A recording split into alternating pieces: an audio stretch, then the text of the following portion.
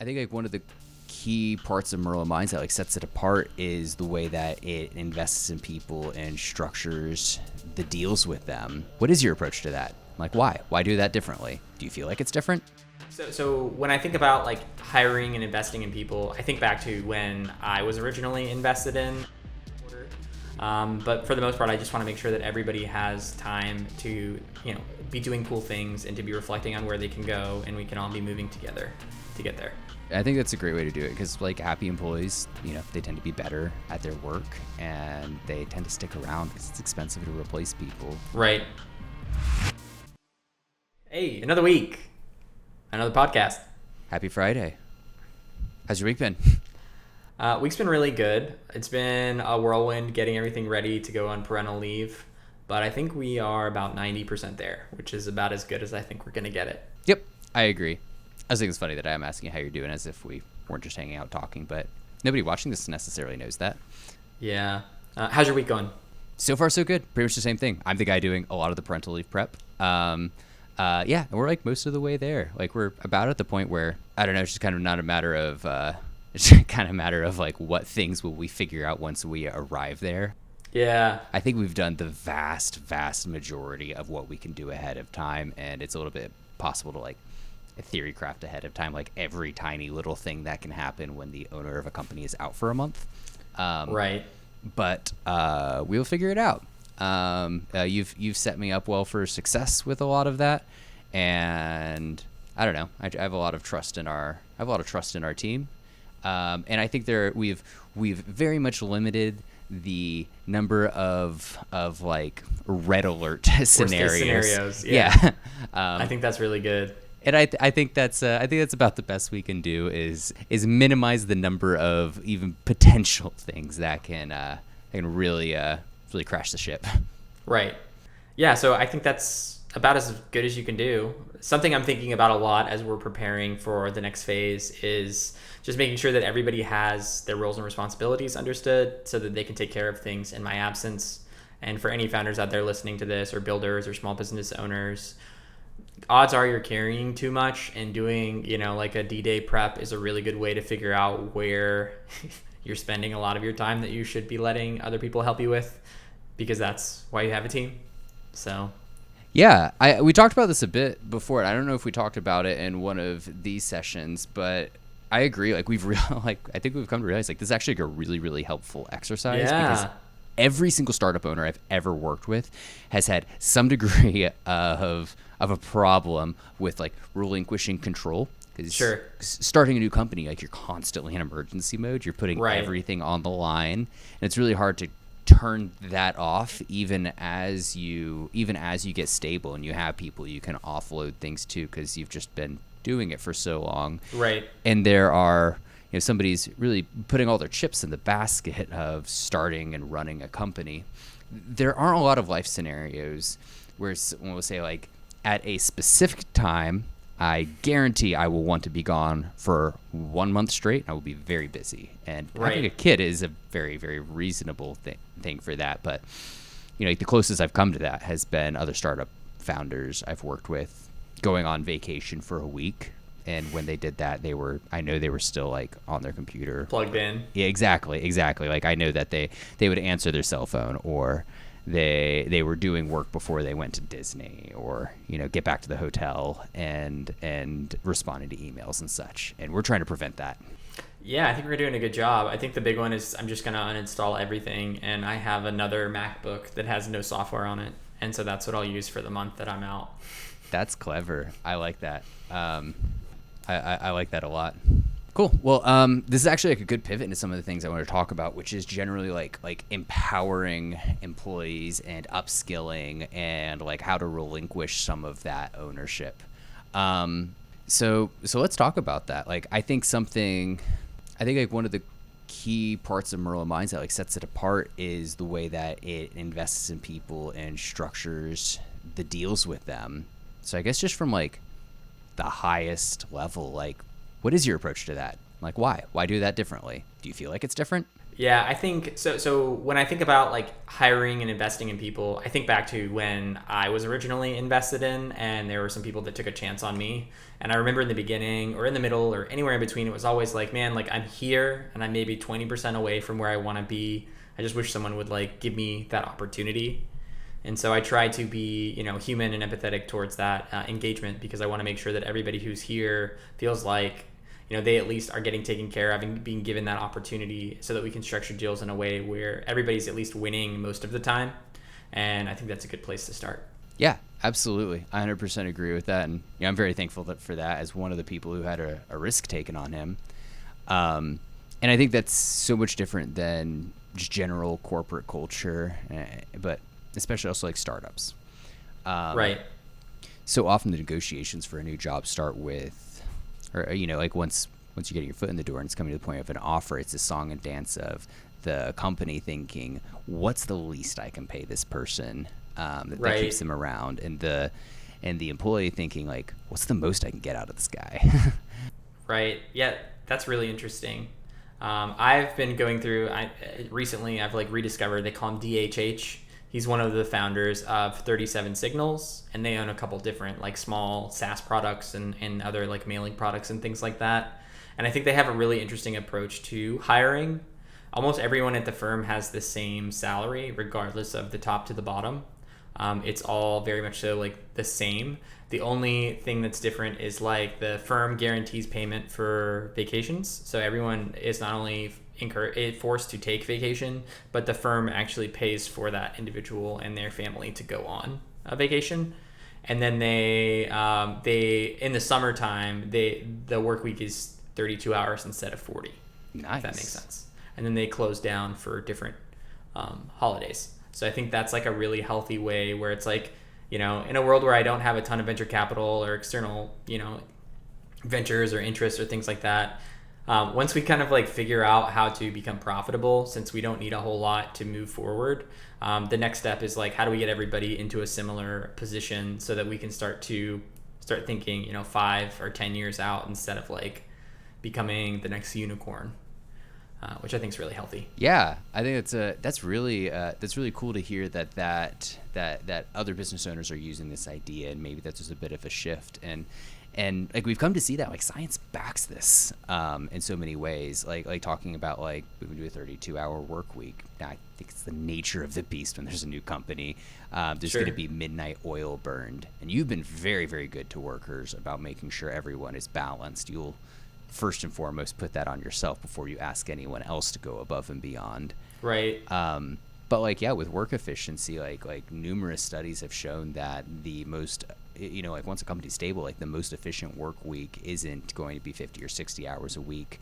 It's going to be somewhere like 30, 35, which is why a lot of like, why a number of companies have moved to 4-day work weeks, because they see like, oh, people actually get more stuff done when not so much of their life is work. They're more efficient in the time they're doing that. And they have more time to like, be whatever type of person they want to be outside of the office. Right. Yeah. I think that's really important. Like I am here because this is the thing I love to do, and I don't anticipate that other people love it as much as I do. And so, I'm also incentivized differently than most people here. So it's in my best interest to make sure we have deals flowing in all the time. So, we can kind of have a little extra to kind of figure out what we want to do next quarter. But for the most part, I just want to make sure that everybody has time to, be doing cool things and to be reflecting on where they can go, and we can all be moving together to get there. Yeah, absolutely. I think that's a great way to do it, because like happy employees tend to, they tend to be better at their work, and they tend to stick around because it's expensive to replace people. And right. Yeah, people like have different interests. Like you, for a very long time, like your main interest has been building tech. Like I know that you have taken time away from doing something for work to go and start working on a video game, which is just like very adjacent to it.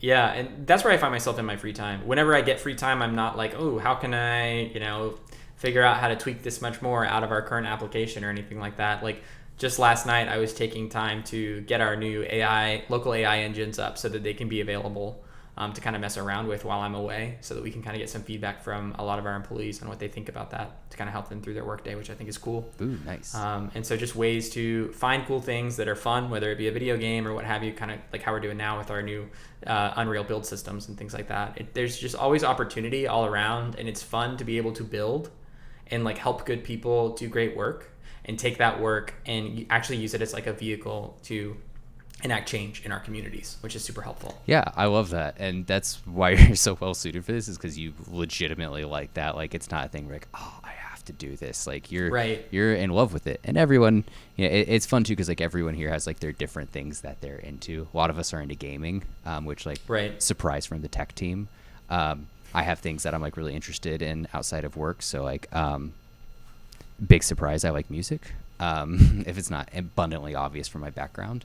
And it's cool to work at a company that like that, where there's like, something in work to like really sink your teeth into, that's like solving big problems and like moving it forward. There's all these puzzles to solve and these different challenges, but also that it allows me to do like other things that I'm excited about, because I know like being able to balance both of those is what makes me so much more excited about this gig. Cause like I'm going to go play a show tomorrow, and I played one last weekend, and so cool. Thanks. Yeah. And that like I'm able to do both of these things at the same time, and not be a perpetually stressed out musician who can't afford health insurance, because I've been that guy. And have like a cool job that I like a lot, that's interesting to me, but like without having to sacrifice that. Like the people I know some guys who live up in New York, and they work in finance, and they work like 60 hours a week, and like I was thinking to myself, like, man, if you're at like 60 plus hours a week on the reg, like, and living in Manhattan, like what do you do there other than go to the office and spend a whole bunch on rent? Yeah, man, I don't know. It's different, which I think is like a good segue into like remote first, which is so hard.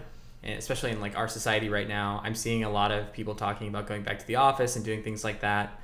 And I just think you want to be the culture change you want to see in the world. And there's so much you can do online these days. And of course, I think community is important and things like that. And there's certain environments where it does require you to be in the office, especially with some of our government deals and things like that. But for the most part, I'd say 98% of everything can be done online, and businesses can be started for so much cheaper when they don't have to invest in infrastructure just for people to be around to like get bothered so they can't do their jobs. Yeah, absolutely. So talk about that. Like, why not in the office? Why not require people to be where you are in a room where you can go and talk to them? Yeah. So I think the office has a place. I think it's important for people to meet, once a quarter or whatever, to kind of like talk about the business strategy and make sure everybody's kind of aligned on what's going forward. So I don't have a problem with like people like being together and communicating and moving forward. But the things I find is that the longer you can leave someone alone who is motivated appropriately to like do the job that you've entrusted them to do, the higher odds that job actually gets done. And the other time spent is more so either social, which is great because people need downtime, so there should be events where people can like hang out and whatever and talk about the games they're into. But for the most part, people are social, and if someone is going to take time to not be working, they're going to take time to not be working, whether that be in a group of people or alone. And so it's better for that person to take that time for themselves than it is for them to take that time away from someone else.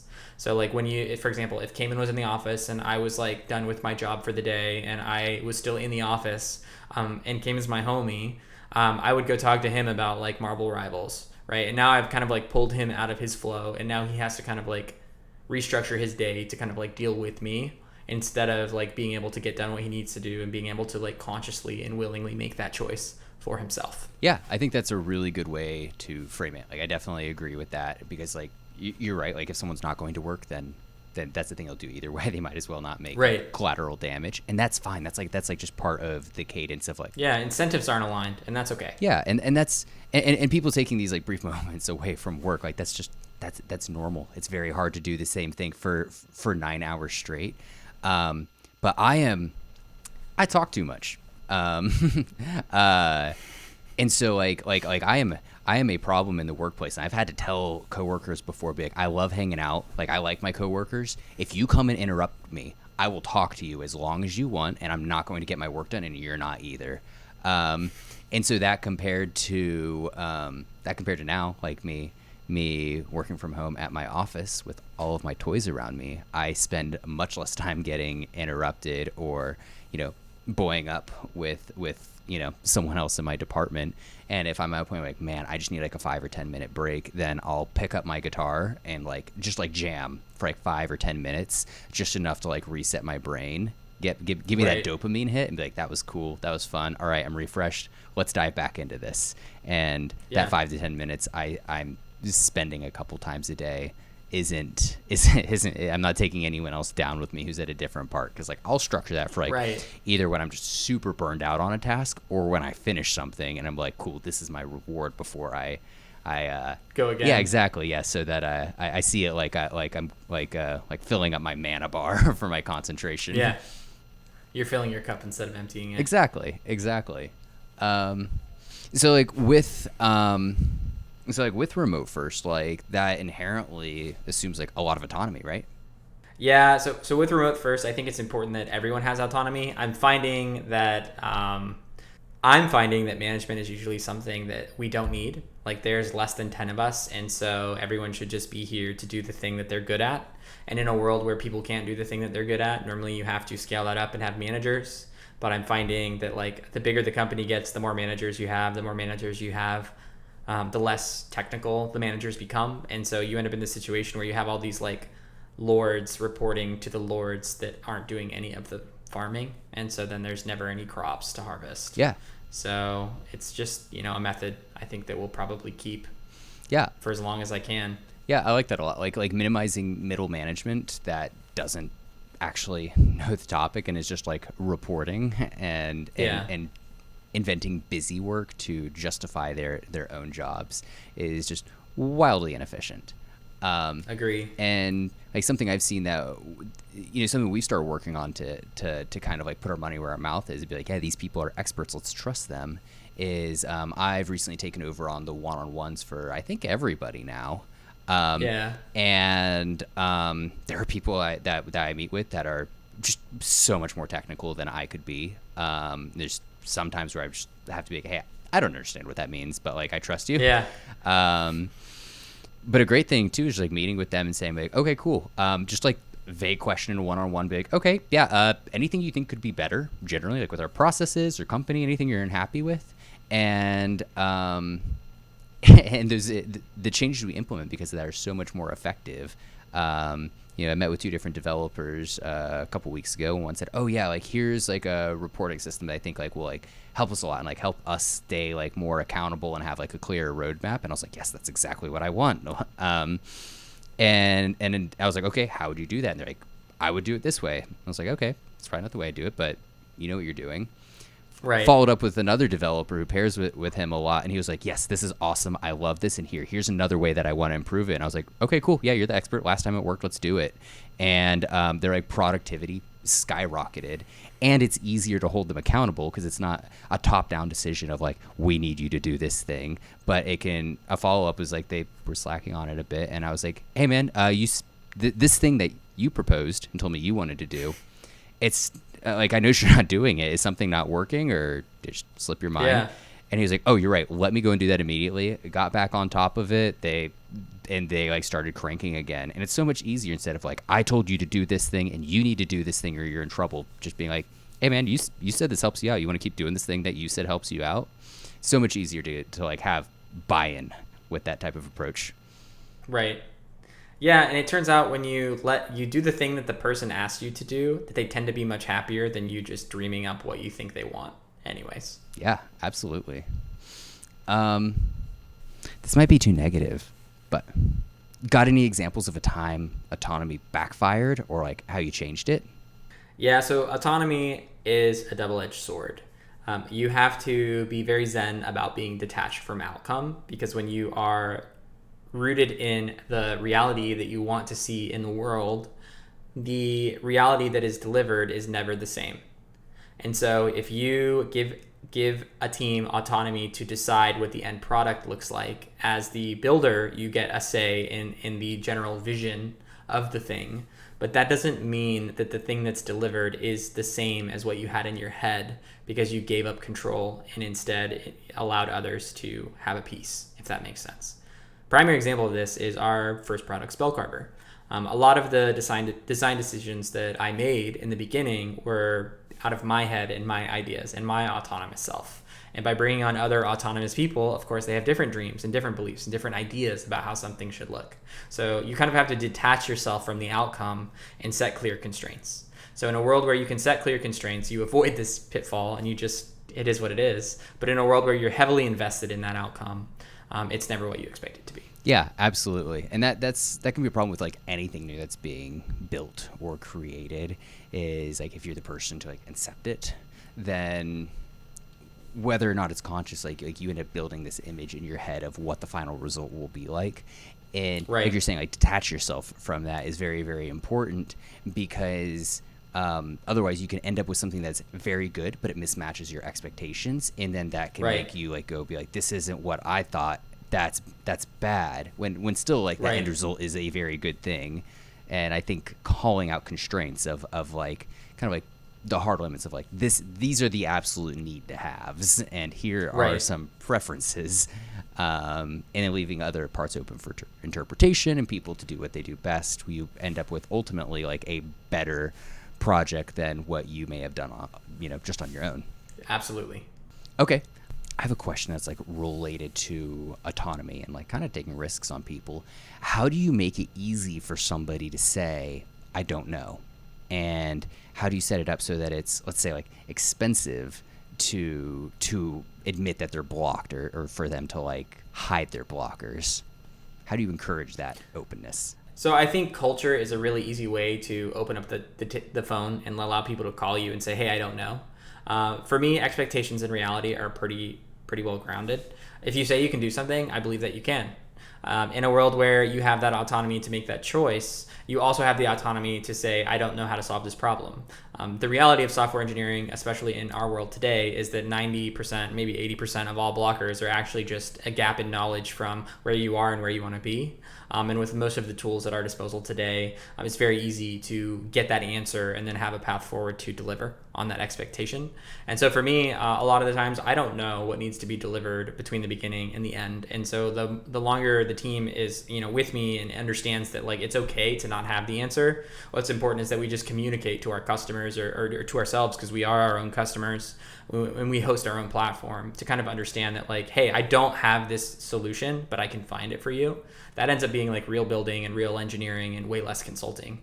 If you can just kind of like own the relationship and be in a situation where everyone involved is happy and feels safe, and you can take care of them, then there's good odds that you'll find a way to meet in the middle and get to the end. Yeah, absolutely. I agree with that.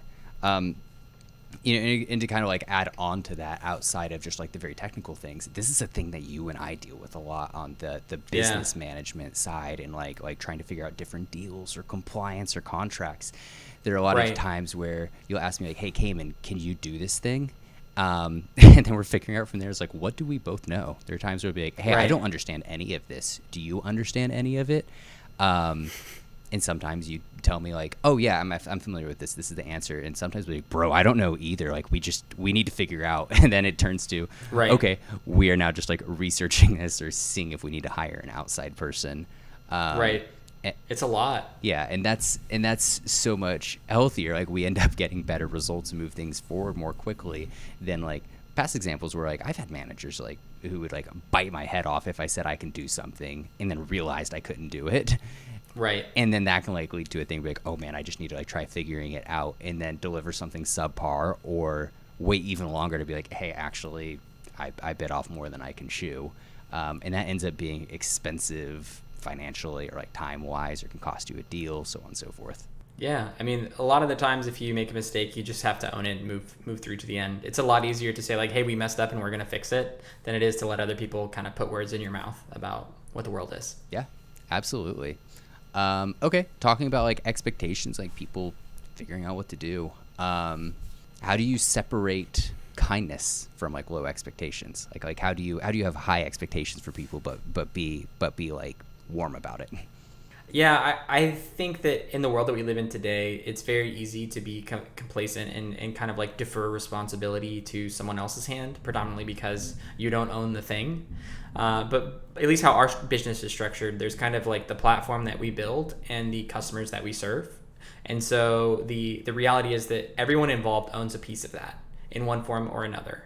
And so in reality, like my primary goal as the business leader is to kind of set everyone up so that they have enough skills to kind of take on what they feel they can comfortably take on. And if they're like, hey, I'm not here, we have to find a way to kind of like bridge that gap, if that makes sense. And normally I try to make sure incentives align to make sure that the person who's like kind of giving the extra to kind of get there feels like they're being, compensated or taken care of appropriately, because I know how difficult it can be to be kind of like forced under that pressure and like have to perform. And the more force you put under people, at least for a long period of time, the higher probability they're going to burn out, they're going to want to leave, and they're going to feel a bad taste in their mouth. And so I do my best to make sure that if there is some sort of like crux where you're feeling flexed into a situation where you're being compressed, it's to harden and mold you into a better person or a better engineer, and not harden and mold you into someone who kind of like hates the experience. Yeah, I think that's a great approach to it.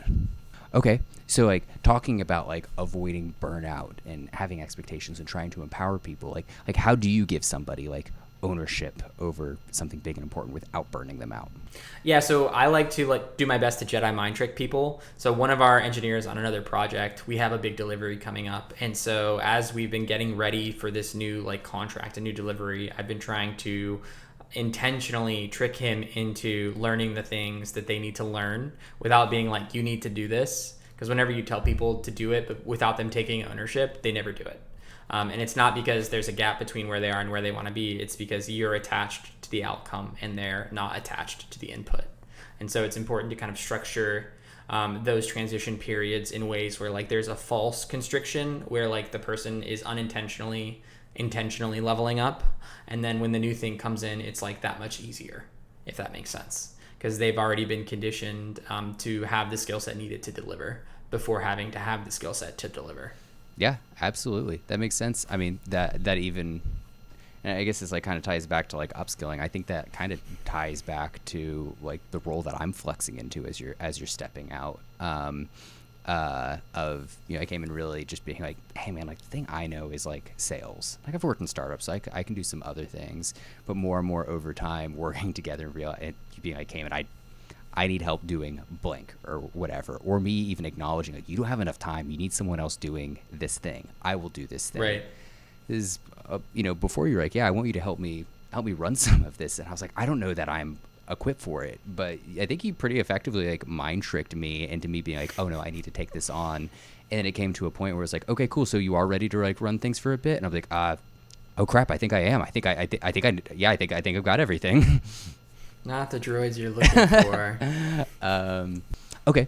Let's get back to contrarianism.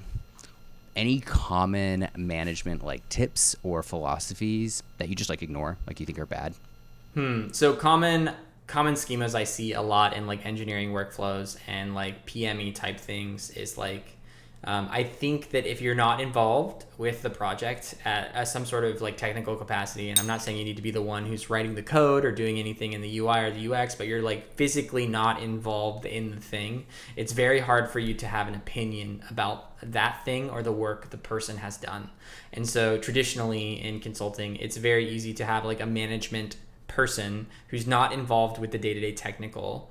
And so like that's the kind of person that's really good to have like a one-on-one about like, hey, we're having like a coffee chat about what's going on, and like we're trying to make the business a better place. But that person is also not the person that should be giving like constructive feedback on like the engineer's delivery and what they could do better, because they technically don't have any knowledge about that thing. And so it makes it really hard for you to understand where someone is coming from if you haven't been there yourself. Yeah, absolutely. And that's the thing that I think middle and upper management can often have trouble admitting to themselves, is just being like, oh, I actually don't add a lot of value to this. Yeah. And acknowledging that and like allowing those people to lead. Like with developers I've been meeting with, I'm generally like letting them set their own goals. Like, hey, what are you trying to work on this week? And I can follow up on that. They'll often be like, yeah, hey, so look, to meet this goal, I actually ran into this, and they'll go and show me through everything. And a lot of times it's Latin to me, but I'll be like, cool, yeah, you got the goal done. Like, what is the next most effective thing to do? And they'll pick that out Right. and go and do that thing, which is way more effective than me trying to make a roadmap and tell them like the steps they should work on in a granular view, because I would probably tell them to do it a really dumb, inefficient way. And at a company with a very top-down culture, then that can lead to developers, like people are really good at what they're doing, like engaging in like silly practices because you're getting like a middle manager's approach to software development, not a software developer's approach to software development. Right. Yeah. And I think that's something we're going to see more and more as time progresses with this new AI and agentic movement. Not to be the AI agentic guy, but it's becoming easier and easier for smaller and smaller teams to fill more roles and to understand the like complete picture, which I think is really healthy for businesses. I think we're going to go back to kind of like small and agile, like decentralized firms all over the place, because a lot of people are really good at one or two things, as we're seeing with our new partners as they're coming on. And it's really good to kind of like come together, do something really big, and like all share in the kill, rather than just like, trying to be really good at like, we need to be good at sales and this and that. It's like, no, we have one offer. Everybody kind of understands the sales vertical. Everyone kind of understands the marketing vertical. Okay, cool. This is what we do. And it's very easy to move forward. Yeah, absolutely. And to like reference back to the agentic thing, like that so much empowers small teams, because like one, yes, it gives you the ability to like upskill and to scale up your capabilities, but also a really big part of that is just communication. Like talking about like Spellcarver, like I know that like the way I really wrap my head around it is I joined in on an hour-long meeting with our product guy as we were first meeting him and explaining what it was, and I took and I fed that transcript into ChatGPT and had it distill it down to me and asked it questions and had to get more and more basic until I was like, okay, now this is something I can really understand. And then got more complicated from there. And then based on that, created a whole bunch of documentation for whenever we bring someone new on to explain what it is. So, okay, is this a totally non-technical person that knows nothing about this world? Or is this a moderately technical person? Or is this like a senior high level or like a principal software developer who's very familiar with this world and just needs to know about this specific tool? And being able to do that across like different products and different issues and such, like just facilitating the communication is a very, very big part of that, and giving people and being able to use that as like a way to teach yourself and figure out exactly how much you need to know. Because I don't need to know as much about Spellcarver as you do, but I do need to understand it. Right. Yeah, because that's a part of the platform we're building, and that's important. Got any related thoughts that you think are super neat as we wrap this up? I think we're there, Cayman. Awesome. Well, hey, anybody who's watched all of this, thanks so much for joining in. Thanks. You'll see us next time we post something. Drop a comment if you saw anything interesting you agree with, or if you think we're wrong about anything. See ya. Yeah, stay safe, stay happy. See you next time.